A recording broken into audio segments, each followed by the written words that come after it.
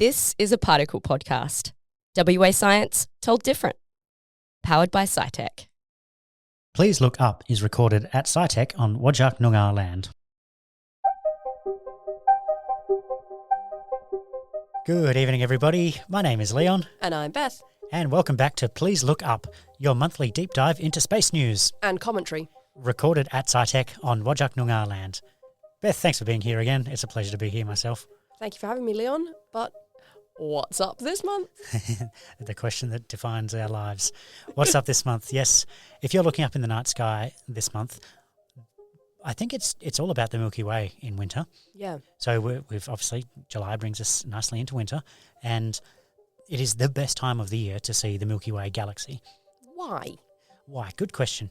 Because as Earth orbits the sun, our view of the night sky changes depending on where around the sun the Earth is. Yeah, so that's why we can see some constellations at some times of year and some constellations at different times of year. Yes, that's exactly right. Cool. And along with the changing constellations comes the sort of changing field of stars as well. And it just happens to be that during this time of the year, it's not just July, but it's around about the middle of the year, that our view of the night sky, Earth happens to be pointing pretty much exactly towards the brightest parts of the Milky Way, if you're down here in Australia.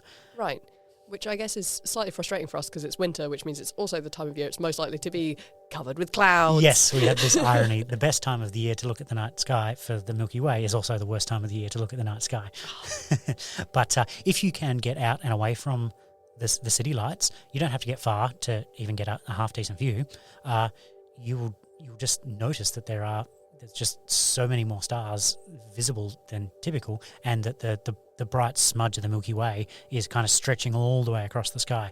You know, in summer it's very low on the horizon, this sort of the bright smudge, and during autumn and spring it's kind of at halfway up, but during winter it's stretched right across the sky, right above your heads. That's awesome. Yeah, so for the best view, try and get away from the city, try and go camping, or just drive for half an hour out away from the brightest parts of the city, and you'll be able to see this beautiful galaxy, the Milky Way galaxy, stretching across the sky. Oh, that's awesome. I think one of the things that I really love as well about when you can get away from those city lights, and again, it's a lot easier at this time of year, is if you can see the Milky Way, it's a very, very bright, very long smudge going across the whole sky. But if you're facing south and you look sort of further down in the sky than the Milky Way, sometimes you can see the clouds. But not clouds. Oh, you're talking about the Magellanic Clouds. I am talking about the Magellanic Clouds, which is hard to say. Yes. And also is a complete misnomer because they're not clouds. They're not clouds. Well, you've led us in this direction, Beth. What are the Magellanic Clouds? So the Magellanic Clouds are dwarf galaxies. So there's a large one and a small one. And I think that the large one looks a little bit like a lobster. I guess it does, actually. I've seen lots of pictures of it. It does look a bit like a lobster. Yeah, it's sort of lobster-shaped. Yeah, and so most of the time you'll only be able to see a couple of smudges in the sky, a slightly bigger smudge and a slightly smaller smudge. But yeah, they're dwarf galaxies, so they're galaxies like ours except a lot smaller, and the large and small Magellanic Clouds are actually they're sort of in orbit around our galaxy, so they're in orbit around the Milky Way. So they sort of follow us around the universe. They are in the influence of the Milky Way's gravity. Yeah, in much the same way the moon orbits the Earth, the Magellanic Clouds orbit the Milky Way. It's just on a galactic scale. And you said these are like low down in the south, is that right? Yes. So if you've got the Milky Way above you and you could find the Southern Cross, and you can do a neat little trick of drawing a little line through the Southern Cross and finding your pointer stars and drawing a line through them, and it will point you in the right direction. That means you're looking south, and the large and small Magellanic Clouds should hopefully be around there somewhere. Yes, they are. Having seen them myself as well, yeah, they're quite faint, but I know what you mean. They look like smudges or clouds, perhaps. Yeah. But just keep an eye on them for a while, and you'll see they're not moving or changing with the weather. And yeah, those are the dwarf galaxies you can see. I just think it's awesome that we can see other galaxies from Earth. Yeah, it's pretty amazing. Yeah, I mean, I know that in the Northern Hemisphere sometimes you can see Andromeda as well, but like naked eye, Southern Hemisphere, being able to see another galaxy, it's just awesome. And the Magellanic Clouds are so far south that most observers in the Northern Hemisphere have never seen them because I'd never seen them before I moved here. Yeah. Oh, fantastic. So yeah, well, worth getting out. You can see 3 galaxies, our galaxy and the two neighbouring ones. 3 whole galaxies in one night sky. What a treat. It's very special. technically they're out every night, but as I said, this is the best time of year to see them. Now, that's your sort of broad blue sky astronomy, dare I suggest, or night sky astronomy. There are a couple of planets that you can still see, or that you can see. So perhaps you remember last month I mentioned right at the end of June we were getting a really lousy view of Mercury. Yes, yeah, and also having to wake up at ridiculous times to be able to see any decent planets. Yes, well, guess what? In July, you can still get a lousy view of Mercury. Oh. It's slightly better. So just after sunset, in the sort of hour after sunset during July, you'll be able to see Mercury on the horizon, on the western horizon. So it's chasing the sun over the horizon. Okay. Mercury's never far from the sun and in the sky. So that's why you can only see it after sunset or just before sunrise. In this case, for July, for the first few weeks of July, it's just after sunset you'll see Mercury.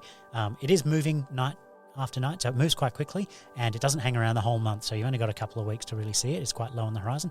However, as the month goes on, you will start to see another very, very bright object appear on the western horizon. It's moving up almost in the opposite direction. It's moving up higher and higher in the sky. Can I guess?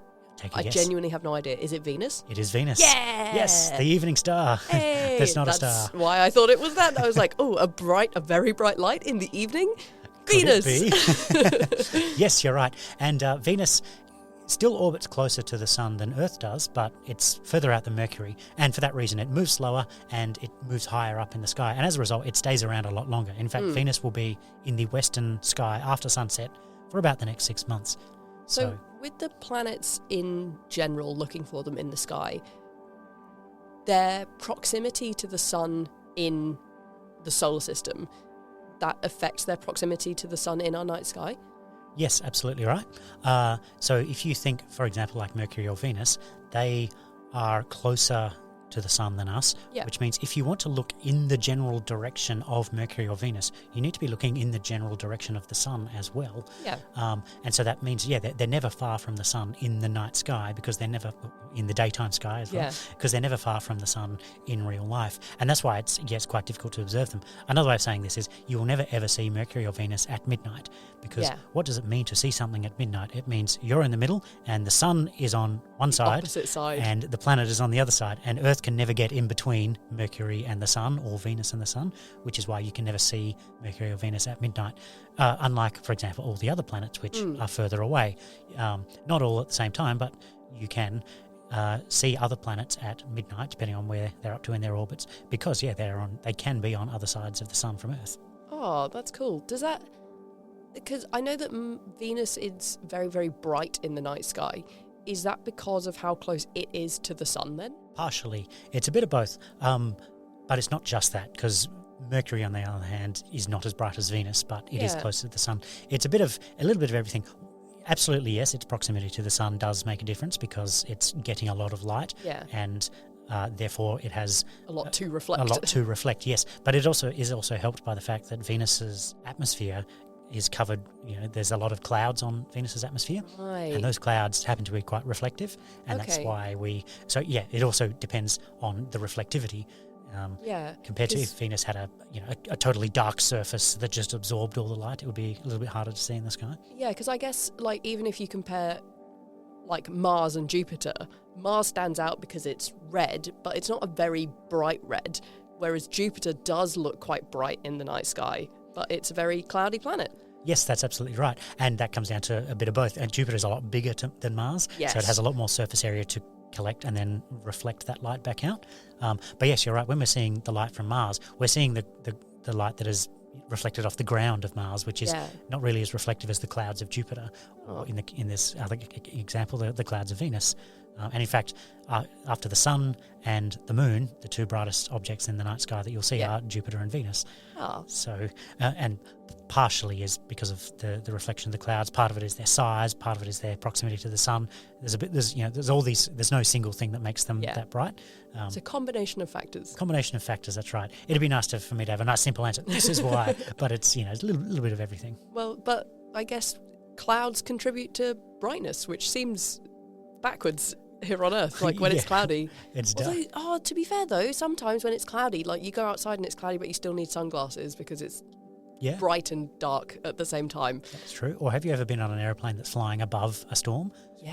And it's really bright because there's a lot of light bouncing off the top of those clouds, Yeah. which is why it's dim down on the ground because Yeah. a lot of the light's bouncing back out. Yeah, absolutely. Oh, awesome. Thanks, Leon. Sorry, I completely derailed our Oh. talk about other planets there. I was No, just that's curious about brightness Brightness of and objects. whyness.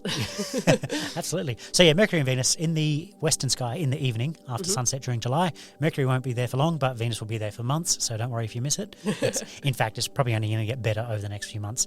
But if you want to see the other planets, like Jupiter that we've just been talking about, Mars, you know the drill. Get up at 6 o'clock in the morning. Yeah. Feels bad, man. Well, actually, I should clarify. Jupiter and Mars, yeah, they're up in the morning sky in the east, so the other side of the sky. Jupiter is by far the brightest. Mars will obviously have that reddish tinge. And yeah, they're up at about 6 o'clock in the morning, give or take half an hour and until sunrise happens.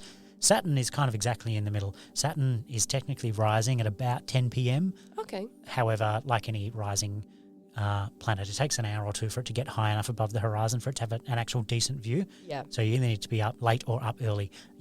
2 o'clock in the morning is probably the best time to see Saturn. A perfectly reasonable time of day. Exactly. So, but you can also, if you're one of those monsters who goes out at 6 o'clock in the morning to look at Jupiter and Mars, you'll also get a good view of Saturn too. Oh, that's good. So if I am up very early in the morning, which I'm not, but someone might be, I'm looking in the east for Jupiter and Mars. Yes. And then Saturn will be more above my head. Yeah, more above your head, sort of towards the north a little bit. Okay. But northish, northwest maybe. But it depends on the time of day. Yeah. Yeah, it's definitely.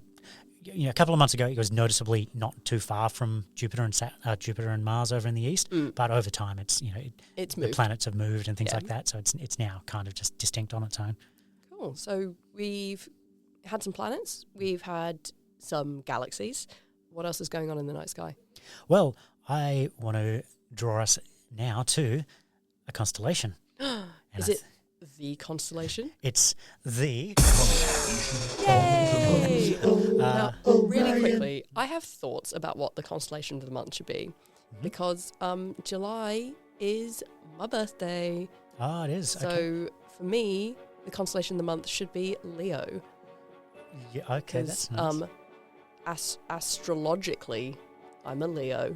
Oh yeah, Leon, I'm bringing in your least favourite part of things related to space and constellations. Oh dear, astrology. Well, I'd like to point out my birthday is in July as well, and I'm making the executive decision that I don't really care. Cool. Yeah, that's fair. No, fire away. What's your questions about that, or is it just a wind Oh me no, up? just it should be. Oh. I'm just winding you up. Yep. No, I think there is one thing that I did want to ask about that though. So I was born in the Northern Hemisphere, and in the Northern Hemisphere, in July, it's not actually the best time of year to see the constellation of Leo. So it would make more sense to me if you look up into the night sky and can see the constellation that is There it associated with your star sign. Yeah. It would seem to make sense. Yeah. But that's not the case. No, in fact, it's almost the exact opposite. Yeah. It's almost the worst time of year to see that particular constellation. We might have to visit this in more detail in a later episode. See, but what I've done, everyone, is I've trapped Leon by asking him a question about astrology, and guess what? He knows the answer, which is going to make him a little bit angry at himself. no, I thought it's important to understand why it's not real or magical or not going to change your life. What it is so you've all seen the models of the solar system where you have the sun and then all the planets go around, and the planets all orbit in the same plane. They're all level. They don't, they don't go up and down and sideways and backwards. Yeah. They're all in the same sort of, the solar system's quite egg-shaped. It's a plate with some peas on it. Yes, that's right. Or a fried egg, as I like to think.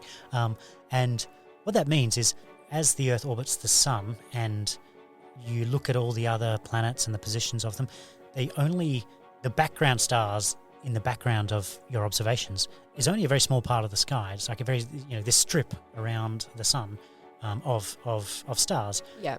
that can be in the background. So The Southern Cross, for example, can never be in the background of a planet because this plate of Yes, the solar the plate system is not in line is not with in line. the Southern Cross. That's right. Nor is it in line with the Big Dipper or our constellation of the month last month, the Hydra. Yeah, you'll never find a planet in the constellation of Hydra. However, of those constellations that you do find it in, those have over time been recognised as what we now call the zodiac constellations. Right. And many, many thousands of years ago, people noticed that you can define certain seasons by not only the weather, but also the position of the sun in that time of year. And so that's where the date sort of came down. So thousands of years ago, if the sun happened to be, the background stars were the stars of Leo, people would say, oh, you were born underneath Leo. Oh, so when the sun is in the sun Leo, is so ironically, I am a Leo. That's right, at midday. At midday. Yes.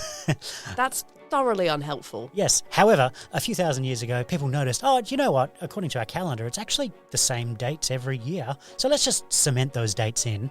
And now we'll just forget about the sun and the stars and we'll just remember the dates. And so anyone born in these dates, should be right. Yeah. The problem is that the sun and the solar system and everything's not static. And over they those shift around a bit. years, everything has shifted a bit. So all those dates are now just off. And the position of Leo when you were born is actually not where it was thousands of years. Right. So I don't even know what constellation you were born underneath, quote unquote. All I can say for a fact is that every single person who thinks they have a star sign and thinks that it means something, they're all off. They're all wrong. Which I like to think the good way about that is if you go to the newspaper and they're like, you'll have a 2-star day or something. What you do is you ignore that one and pick one of the other ones at random that's got a good day. Because there's a 1 in 11 chance that's correct. Whereas if you read the one that's your star sign, quote unquote, it's 100% wrong. Almost definitely incorrect. Yes. So that's my take on all of that. I just like lions. Oh, yeah. I mean, what's my name?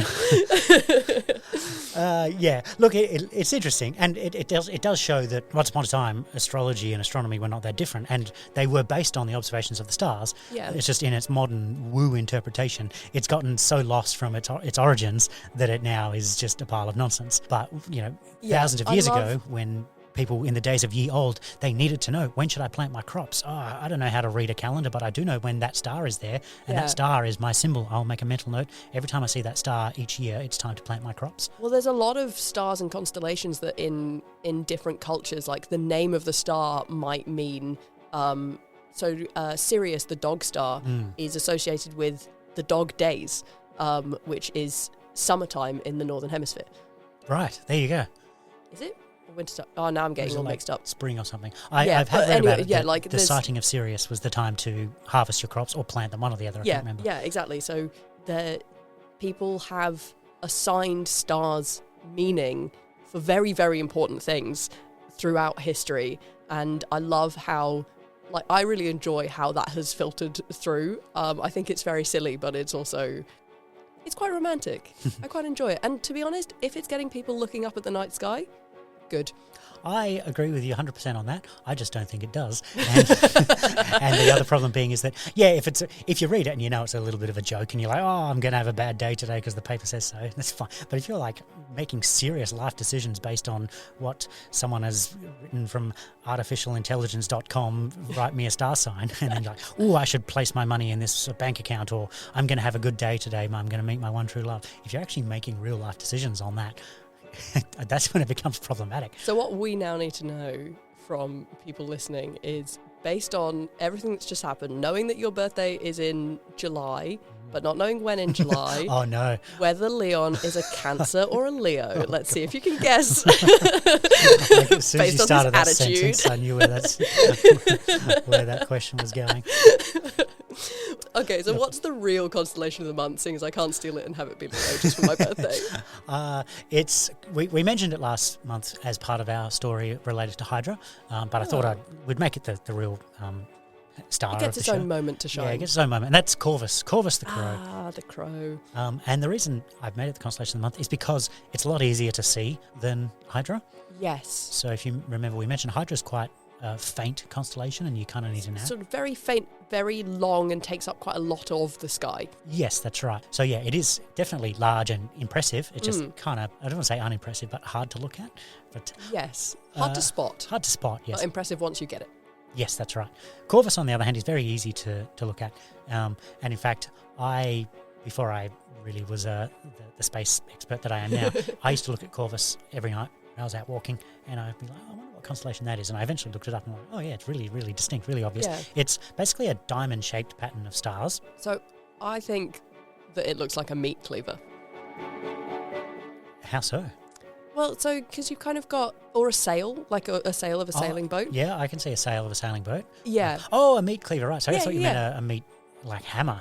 No, not a tenderizer, No, like a cleaver. a cleaver. It looks like a big blade. Yes, it does. Yeah. Now I see what you mean. Yeah, you've got this diamond-shaped pattern of stars, which is not perfectly rectangular. It's not perfectly diamond. It's kind of just a misshapen diamond. Yeah. But then, there is a little star off to the side as well, Yeah. which Looks like a forms- handle. Yeah, looks like a handle. Yeah. That's a good one, actually, because, Yeah. for the record, Corvus the crow means it's often interpreted as a bird. Oh, yeah. So one of the things that I found out about Corvus, which sort of relates to the conversation we were having about Leo and the seasons and all of that as well, is that we actually know about it as a crow from the year 1100 BC. So the Babylonians, so Babylonia is present day sort of Iraq, Syria, Iran area. So there's actually a lot of recorded information about Babylonian star signs. So Centaurus is also a Babylonian constellation, but they saw it as a bison man instead of half man, half horse. So because there's quite a lot of writing that actually survived from that era.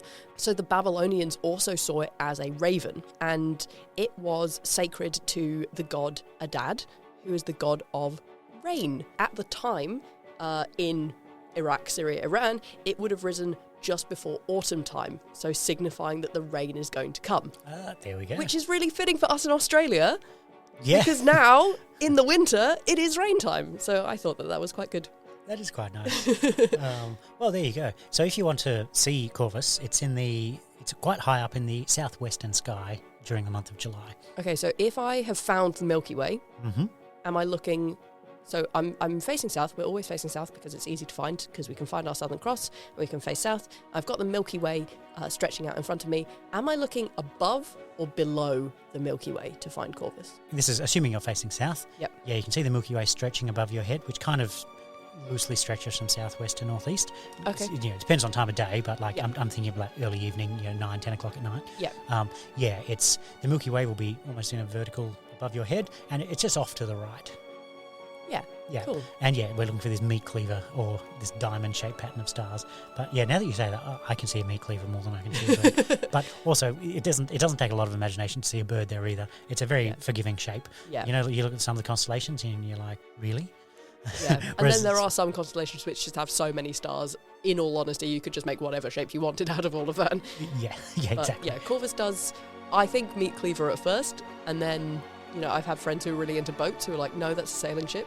But when we think about it and stand back and like, oh no, now you've said so, I can see a crow. There we go. So, I'm going to look for the meat cleaver tonight. So that wraps up Constellation of the Month. I think it's time for Spaceflight Focus. What is going on up with people sending stuff into space? Yeah, it's been a busy couple of months. Oh. But rather than sending things up to space, I want to talk about something about bringing stuff back from space. Ooh. And that is China and the Chang'e 6 Lunar expedition.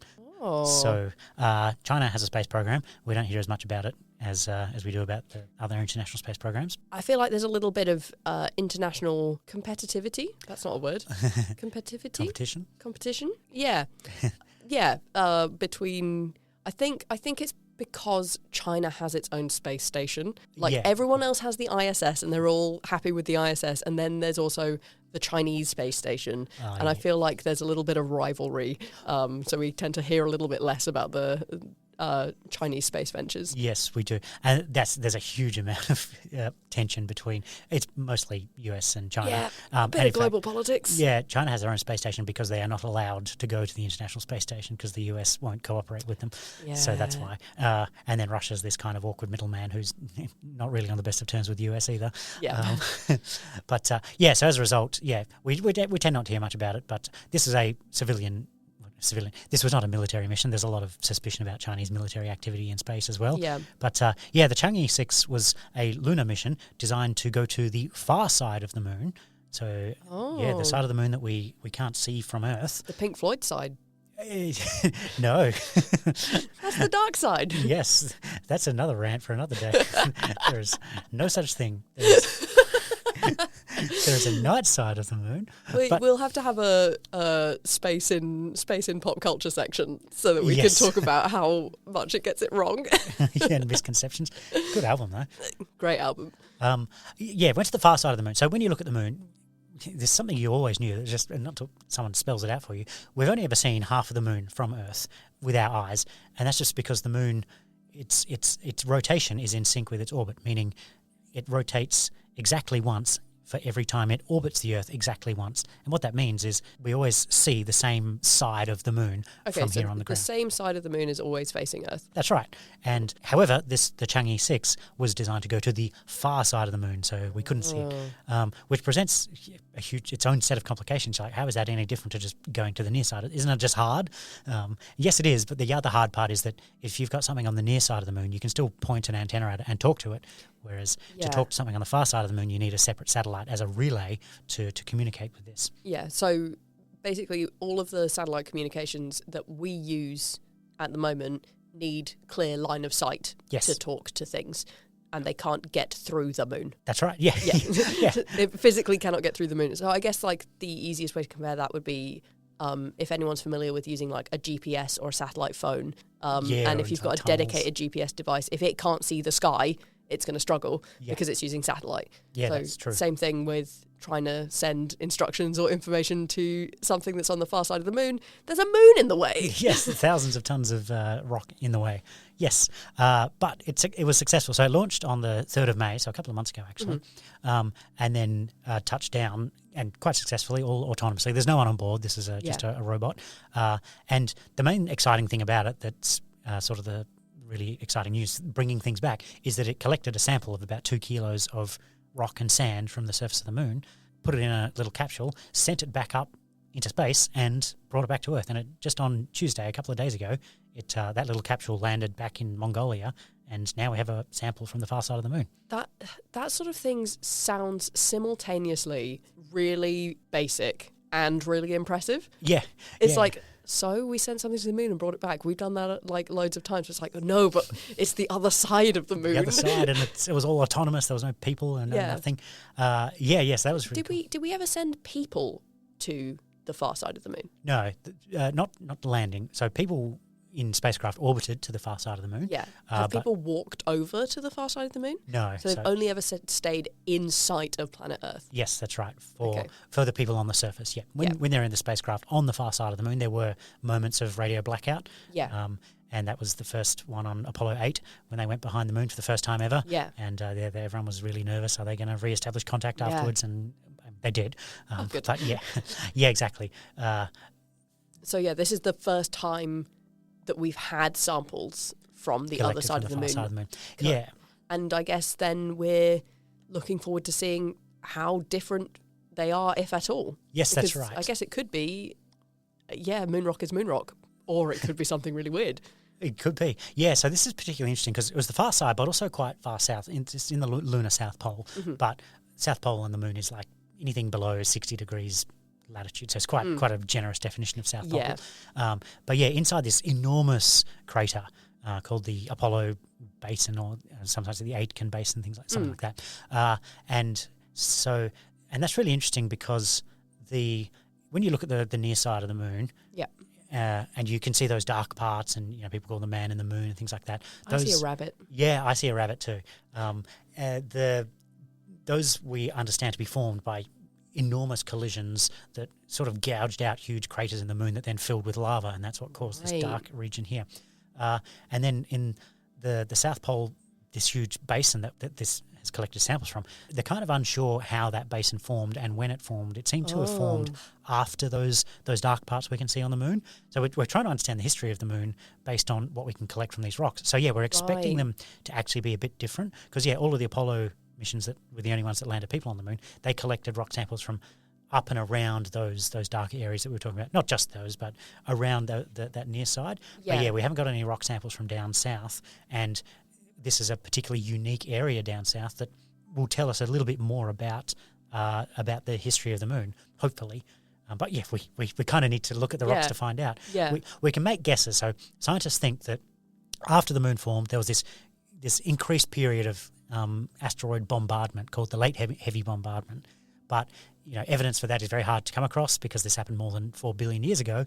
Yeah. So we're just trying to figure out the details, and it's hard enough finding evidence of stuff that happened 4 billion years ago on planet Earth, let alone in space. That's right, yeah. And so, but that's kind of what we're hoping to look for. But also another fascinating idea, which is still a topic of hot debate, is where did the water on Earth come from? Yes. And one idea is that these comets and asteroids that were hitting the Earth and the Moon and presumably all the other planets during the late heavy bombardment also brought with them all the water that we now have. Right. And so if they find abnormally high quantities of water in this rock sample from the Moon, that may give us a hint that, maybe these comets did bring Earth's water, which is fascinating. You think we go to this barren, dead crater on the Moon from 4 billion years ago, and it might tell us about water on Earth and life. And as we know, water on life needs water. And so these apparently boring and mundane missions to collect dirt off a grey rock might actually change how we view the history of life on our Earth. planet. Yeah, 100% correct. Yeah, it might. Obviously, let's not overpromise. Might just be some boring rocks. Yeah, might just be some dirt. But that's what we do. You'll never know if you never try. Exactly. So that's not the only thing in spaceflight. You said that we've had a busy time. So it was a few weeks ago now, but there was, of course, the big Starship launch. Starship Flight 4. I won't go through too many details because we've covered these before. Yeah. But this one was particularly exciting because the last time we spoke about this was just after Flight 3, which was a couple of months ago, and just a few weeks ago we had Flight 4. Mm-hmm. And in Flight 3, what happened was the spaceship, it got to space, Starship, this enormous rocket, it got to space. This is the Boeing? No, this is Boeing's SpaceX. This is SpaceX, yeah. Oh, don't worry, we'll come back to Boeing later. Oh, no. Okay. So there was some Boeing on hold, Starship, the SpaceX connection. SpaceX connection. So, quick summary, it's a rocket that's 110 metres tall, and it's in two stages. The first 70 metres separates after a couple of minutes when it runs out of fuel. That flies almost back to base and ditches. Eventually it will land and be reused. That's the plan. Yep. And then the second half goes on to space. And then, mission 3 ended when the lower half, the booster, was attempting to land in the ocean, but it blew up on the way down. And then the second half that made its way all the way to space was attempting to re-enter through Earth's atmosphere and come back down into the Indian Ocean, not far off the coast of Western Australia. And it also blew up. No people. Okay, good. Yeah, all robotic. And it just burnt up because re-entering from the Earth's atmosphere is just so difficult because you're dealing with such extreme speeds that things just want to melt. So test number 4 took place a few weeks ago. Okay. And it was almost, I would call it a success. What? So we had the launch, the booster separated, it flew back to base, and it made its way, and it fired up its engines, and it, quote, landed, unquote, in the ocean just off Mexico. So it splashed down? It splashed down, yeah. Which was what it was intended. It wasn't trying to get back to the ground yet. So this is not, because I know that SpaceX, like, I've seen videos of, like, landing rockets upright on platforms. Yes. This was not that? This is just having a splish? That's right, yeah. So this is a completely different rocket. Okay. So, the ones you see land, and they're really amazing, the Falcon 9 rockets, they've got that down to an art form. Okay. And they eventually want to do the same for this, for Starship. Yeah, but we're still in an earlier stage of this rocket development because it's so much bigger than the Falcon rockets. Yes, that's right. So much bigger, a lot more moving parts, a lot more complexity. Right. And so, they right now they're just seeing that they can go through the motions of turning the engines on, slowing the speed down. Yep. But, if they get it wrong, it just splashes in the ocean. It doesn't land on their expensive equipment or on their boat or anything that's like fair. that. Are they going to retrieve the bit that splashed in the ocean? Not at the moment, not this one. Whoa. So, it's just there's sunk. some space fun out there in the ocean. Yeah, wouldn't surprise me if someone very rich hires a big boat and goes and digs up some of it. Yeah, fair. So that was actually, believe it or not, the less exciting part of the flight. The really exciting part was the second half, the ship that went all the way to space and then attempted re-entry. Attempted.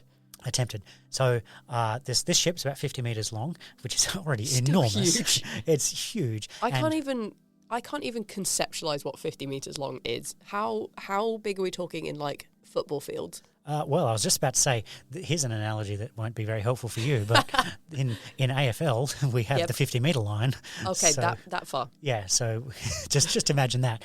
I will. Lying down, it's from the goal square to the 50-metre line. go and try and find myself an oval to look at later. So it's very large, and it's travelling at 27,000 kilometres an hour in space, and it needs to use just wind resistance to lose most of that speed. So it's not hard to turn your engines on, burn up a lot of fuel, and slow down that way. Yeah. But it already used all of its fuel to get to space. It doesn't have any fuel left. So the only way for it to come back down is to punch through the atmosphere. And the problem is when you're moving at that speed, it's not just like a little bit rough. Things get so hot that air in front of the ship gets compressed so much it ionizes and becomes plasma and becomes several thousand degrees. And yeah, well, I've seen pictures of re-entry from the Apollo missions where they've got that little capsule and they've got like the heat pads all over it, and it's sort of barreling through, and it looks like there's flames like coming over the front of it. Yes. That's Right. exactly what Starship has to endure. Yeah. And what was particularly amazing about this is that we got basically a live stream of the whole thing, the whole way down. And it was amazing because you could see the plasma build up, and you could watch the speed slowly declining. The way Starship keeps itself from tumbling out of control is it has flaps on the side, just little, like really itty bitty stubby wings, Like basically. an aeroplane? Well, think Is about it like when you're landing in an aeroplane and they put the little flaps up? Sort of, but imagine the wings themselves are the flaps, Okay, so we've just got little stubby... but they are stubby. They're not like hugely. They're not wings, they're not flaps. wings, they're flaps. That's Okay. right. They're only a couple of meters long, but that's enough to steer the spaceship, and that's what matters. The problem is to make them be able to steer like that, you need a gap in the heat protection. Oh, because, no. Yeah, and so there was this big question: will the insulation on there survive re-entry? Oh, gosh, yeah. Spoilers.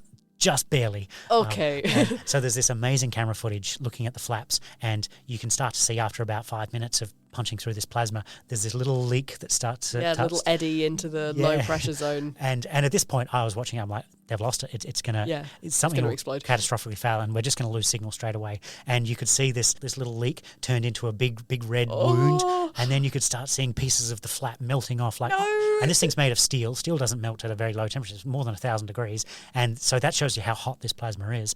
The little flap. Yeah, and then what happened was the camera that was watching this, it got so exposed to the plasma that it cracked and it got covered in dirt, and we couldn't see what was going on because it was nighttime as well. Oh, no. And It's so intense. It was so intense. And then just as well, like, this isn't going to happen. It passed through a particularly wet area and of clouds, and we got a little bit of a clearer vision, and suddenly we could see the flap moving again. So even though it was half melted, it still had control of it. Oh, my goodness. And it survived. It made it all the way down to the ocean, and the last few kilometres, the plasma sort of wore off, and that was the real test. After that, suppose it tried to relight its engines and it exploded. It doesn't matter.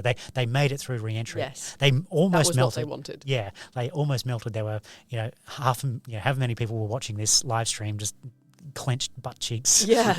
No, I'm going to call that. Yep. That is a spaceflight success. Yeah, so it fired its engines, it splashed down in the ocean, and it survived, and just barely. But it was some of the most amazing footage that we've ever seen of a spacecraft. That's amazing. I bet that has informed so much. Oh yeah, Like, there's thousands of researchers around the world right now who just went, wow. Yeah, everyone, and not just researchers, every foreign government who's, quote, not interested, unquote, in not what's at all. going on. No. Yeah, They don't mind. Everyone was watching that very closely because, Starship is just, next generation spaceship. Oh, that's so awesome.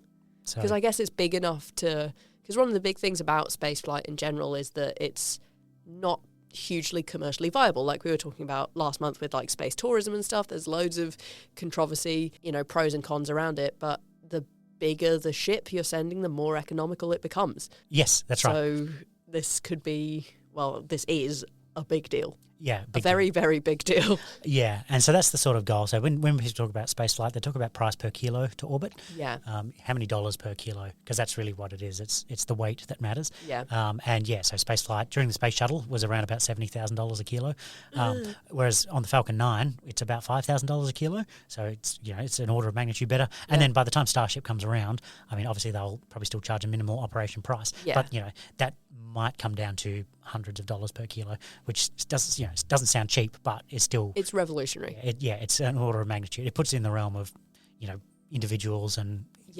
putting things up there, which may or may not be a good thing, but it also becomes a lot cheaper to put an entire new space station. The International Space Station is probably the most expensive thing ever built in history, hundreds of billions of dollars, but a lot of that is just because of the inefficient price per kilo when it was built. Whereas you could launch the same amount of cargo in, for 5 or 6 launches of Starship.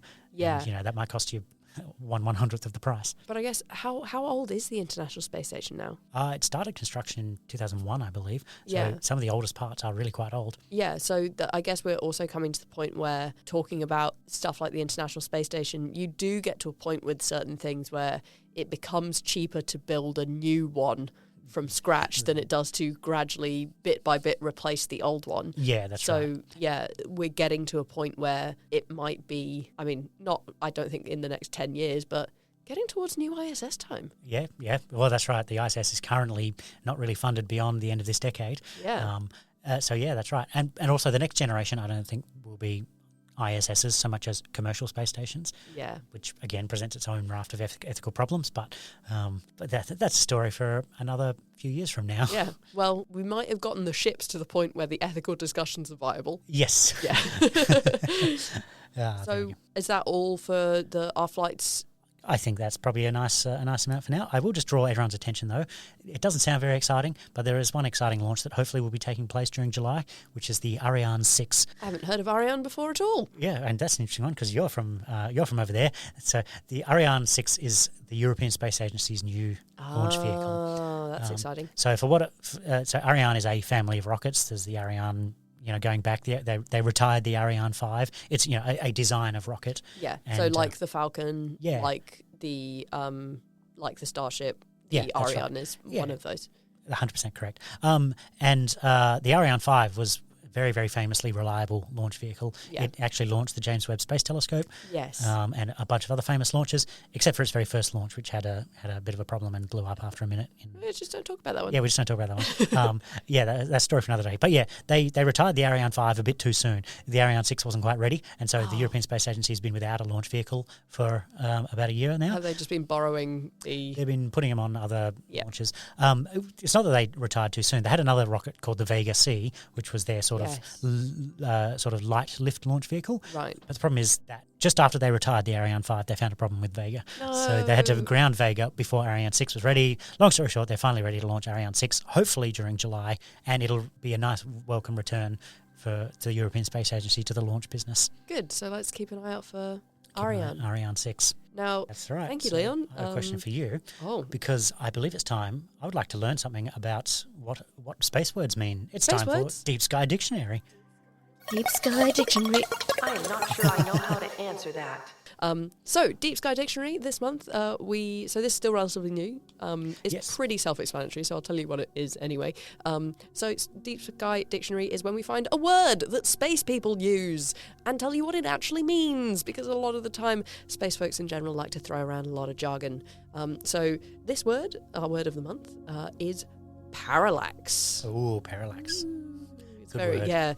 I think it's because it's got an X in it. It sounds very very mysterious. The parallax files. Yeah, parallax is very Way less sci-fi. interesting than the original. Now, even though it sounds like a very sci-fi word, it is used quite commonly in non-sci-fi situations, including in it's actually used in videography as well.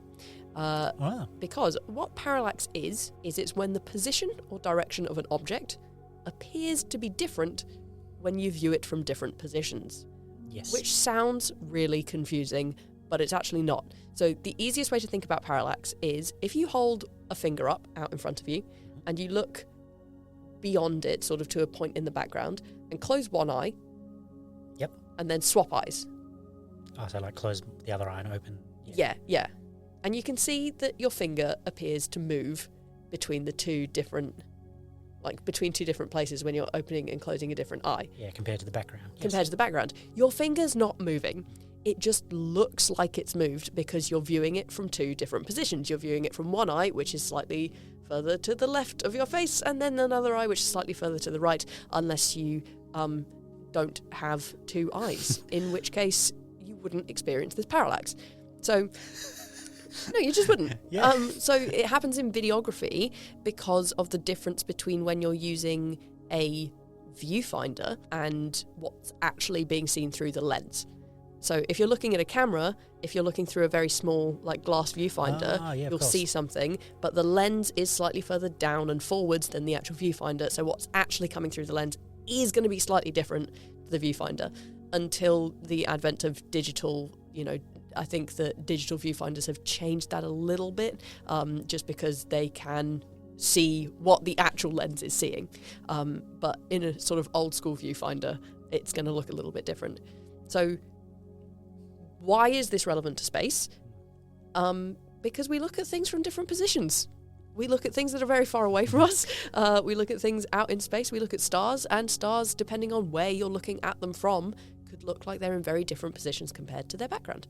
Yes, that's absolutely right. And that's actually how we can measure the distance to some of the nearer stars to us, is by exploiting the parallax. And so we can actually use this parallax to help us measure distances. It's not an inconvenience, it's helpful. yes, absolutely right. It's for the nearer stars to the sun, Yeah. and I say nearest as in within like 1,000 light years. Oh, that's And it comes down to the fact that, it doesn't, although you might not feel it, we're on a moving frame of reference. The Earth is screaming around the sun at, 35 kilometres per second or something like that. Long story short, it goes around the sun once a year. That's the definition. But the idea is, I want you to imagine the sun. The sun is in front of you, and then off to the right-hand side, you've got the Earth. Like, it doesn't have to be to scale, but the sun's in front of you, the Earth is off to the right, and then in the background, there's a star that you want to measure the distance to. Yeah. Can it be Alpha Centauri? Sure, let's go Alpha Centauri. And what you do is you make a note of where Alpha Centauri is on the sky, from your position on Earth. Yep. And then you wait 6 months. Oh, so now the Earth is on the left-hand it's side. on the left, yeah. And you do the same thing again. And just like before, where we were holding up our finger and closing one eye and opening the other, that's simulating, in this example, the Earth moving from one side of the sun to the other. So in this case, my nose would be the sun. Whichever eye is open is the position of the Earth, and Alpha Centauri is my finger. Yes, that's exactly right. Okay. And so from your position on Earth, you take those measurements 6 months apart, and you measure the star Alpha Centauri will be in a slightly different spot. Yes. And so we measure the parallax? you measure the parallax, because that's an angle on the sky that you measure. Right. And I should clarify, what are you measuring compared to? You're measuring it compared to, now there is an inbuilt assumption, you're measuring it compared to stars that are further away, that themselves, they're so far away that they don't have much parallax. Right. It's like imagine if your arm was 20 metres long. Yeah. You don't really see much of a parallax if your hand's that far away. But, compared to something that's a bit closer, like Alpha Centauri, you can measure this amount that it changes. So what you've measured is an angle. One thing you do know is the distance from the Earth to the sun.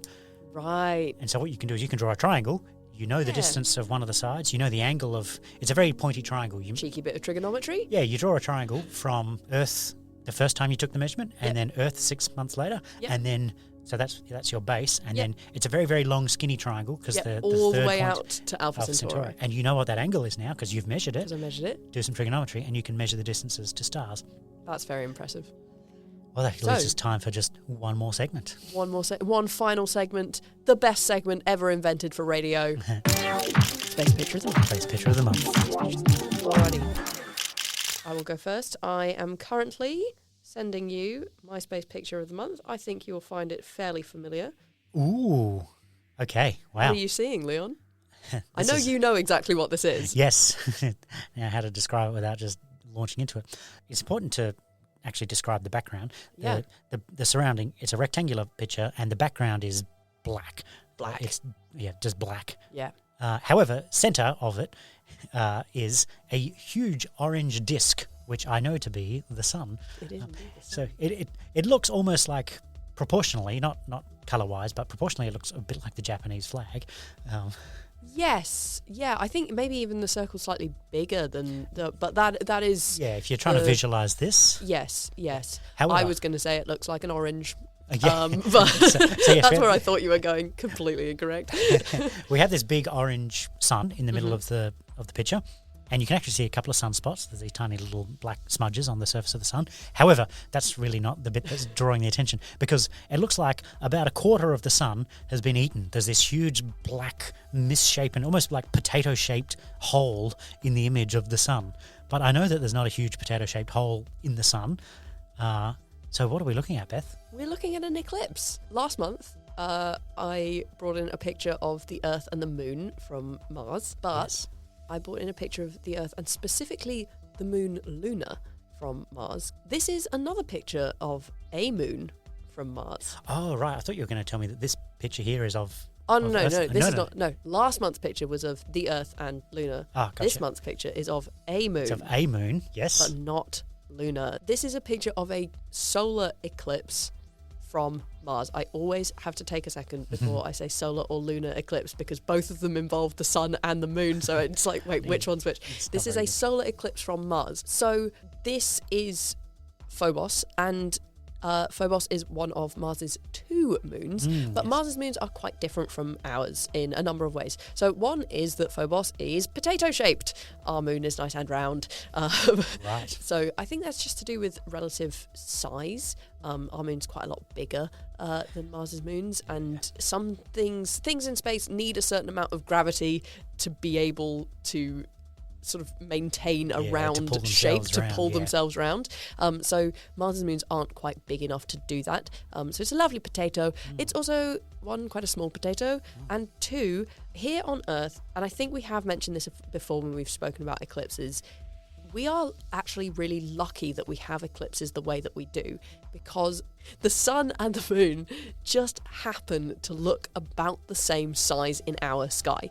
It is pure luck, or probably not. There's probably some in-depth scientific... No, maybe just luck. Coincidence. Yep. So purely coincidence that our sun and our moon look to us roughly the same size in our sky. It's just to do with the distance that the moon and the sun are from us here on Earth.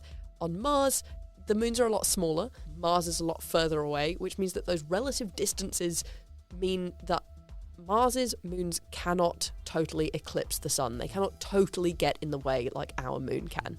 Right. And that's why we're looking at this. Sure, I can see this potato-shaped dark thing, which is Phobos, but the sun is around it on all sides. Yes, absolutely. So it's not like a bite has been taken out of the side of the sun. No. It looks like someone has painted a black patch in the middle of the sun. During a Martian solar eclipse, you can still see the sun the whole way around the moon, and the moon looks like a potato. Yeah, I've just been enjoying my little theme of photos from Mars. Photos from Mars. Wow, all right, you might have to go a trio next month. I might do. Yeah, so it is a really... Google's photos taken from Mars. It's a really, really good photo. Really, really nice choice there, Beth. Thank you. What have you got for me? All right, let me... Well, this doesn't look like it's in space at all, Leon. All right, so what I'm looking at here is, it looks like a warehouse. So it's sort of quite a big open space, quite industrial looking background. There's lots of stuff around the edges. I could probably look at the stuff for a long time, but like forklifts, that kind of thing. And then in the middle, dominating this picture, there is a big weird square. So this big weird square is made out of 4, it looks like triangles of mylar, like the shiny reflective fabric. So it looks like, not quite like tin foil, that have been stretched across this floor with 4 holes in between those triangles, a little bit like a kite. So I don't know what on earth is going on here, Leon. Yeah. No, good description. I was thinking it looks like, when you cut a sandwich into triangles. Yes, it looks like a big silver sandwich cut into triangles. Yeah, but however, you dropped in the word kite, which I think is probably the best description of this, but it's a very special type of kite. So this is a NASA spacecraft called the Advanced Composite Solar Sail System, or ACS-3 as it's sometimes called. And it's exactly that. It's a spacecraft that is designed to launch. If you look right in the middle of the triangle, you can see a little box about the size of a microwave where the guy is crouching in front of. I thought that was just a stack of bricks. No, so that's the spaceship, and those sails. Those. I've given it away now. The big mylar sheets are the sails. sails. Sheets, yes, they're sails, and the booms or the framework upon which it's holding on is all designed to coil up and get stuffed inside that little box. You wouldn't believe it, but it all fits in there. Genuinely, with the scale of this picture, it's 9 meters on a side, so it's 9 meters by 9 meters when fully deployed. So from the center to the edge is about 4.5 meters. So that's 2 people. Yeah, so two and a bit people. Yeah, depending on how tall your people are. Yeah. Yeah, exactly. 2 6-foot people. Wait, 2 meter people. Yeah. Ish. Yeah. Yeah. So it's very large, but you think how's that? No, so genuinely, this little thing in the middle, I did not think was worth mentioning, which is why I didn't mention it, because I thought it was just a stack of bricks propping up the sticks. Framework, yeah. No, that's the spaceship. So the spaceship launches. It's the size of a microwave, thereabouts. And when it's in space, in fact, it launched on the 23rd of April, so a few months ago. And the plan is to deploy those booms and that big sail. It's a solar sail system. So rather than using conventional propellant like engines or anything like that. Conventional propellant engines, what an idea.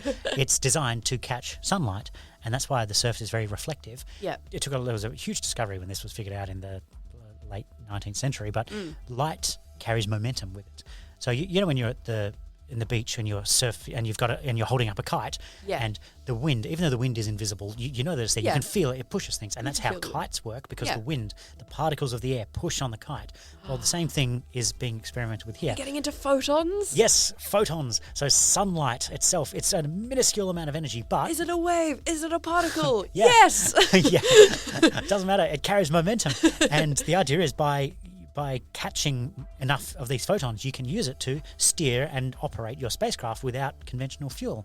And that's what's really exciting about this. So it's solar powered, but not in the way that you would think solar powered to mean, as in it's not like we're generating electricity from the sun, which is then powering an engine. It is literally a sail that catches the momentum of light. Yes. That's awesome. Exactly right. Now, interestingly, it's not the first spaceship of its kind like this. There have been prototypes of this tested. What they're testing here is the materials and the deployment. So the idea, because you look at this and you're like, there's no way that fits in that box. Yeah, no. But it does, and the whole thing coils up and folds up, and what they're testing is that are these materials, because only you can't take a very brittle material and roll it up like that. No. So yeah, what they're really testing is the materials. Can you build a sturdy enough frame out of these materials that can fold up and coil and then unfold? Just need one of those pop-up tents. Yeah, exactly. Just one of those. Yeah, one of those. It's a bit like a pop-up tent where you're like, there is no way. You know when you pull it out of the bag and it never gets back in the bag ever again? Yeah. Yeah, but that's Like, oh no, you just have to come along and twist it in this really specific way, and then it's tiny. Yeah, yeah, that. Oh god, yeah, those things give you nightmares. But that's really what they're testing here: is are these materials fit for the job? Right. And so it's just yet another step in a big long line of what may potentially be one day fleets of these things, because they're a lot smaller and a lot easier to build than big complex spacecraft. But if you want to send 30 or 40 of them to Jupiter to get some nice some data, whatever, can you do that, and how efficiently, and are these materials good? Because can you imagine if you had to make the spacecraft 6 times as big to fit everything in, you can only launch half a dozen, and then suddenly your price goes up, and we come back to the cost per launch. Whereas if you can fit 100 of these on a rocket, the smaller, also I imagine the smaller we can make them, the more effective they actually are once those sails are deployed. Yes, because they're less massive. That's right. Yeah. These are not good for huge energy burns, like to rapidly change direction and to do anything like that. No, this is never going to get a person into space. No, that's right. But to gently, slowly position yourself to travel to another planet for, you don't really have a huge time span. If you've got some robotic equipment on board, you can do that with one of these. Awesome. And so they're pretty popular in still what I would call sci-fi / speculation. Yes, But, speculative fiction. Speculative fiction, but soon, hopefully, to become a reality, because they're making one. Yeah, and it's not even a case of when the spacecraft stops working, that the solar sail stops working. The sun keeps shining and the solar sail keeps getting hit by sunlight, so it will work forever. Obviously, the further away you get from the sun, the less efficient, but I thought it was very cool. That's awesome. Thank you so much, Leon. Alrighty, I think that brings us to the end of our podcast this month. I think it does. It's been a hell of a conversation. Absolutely. Thank you so much again for having me, Leon. Thanks for being here, Beth. I've had a time and a half. I've had 2.5 times. Oh, well, next month we'll have to do better. And thanks for listening, everybody. We'll see you next month, where we talk about the space news for August.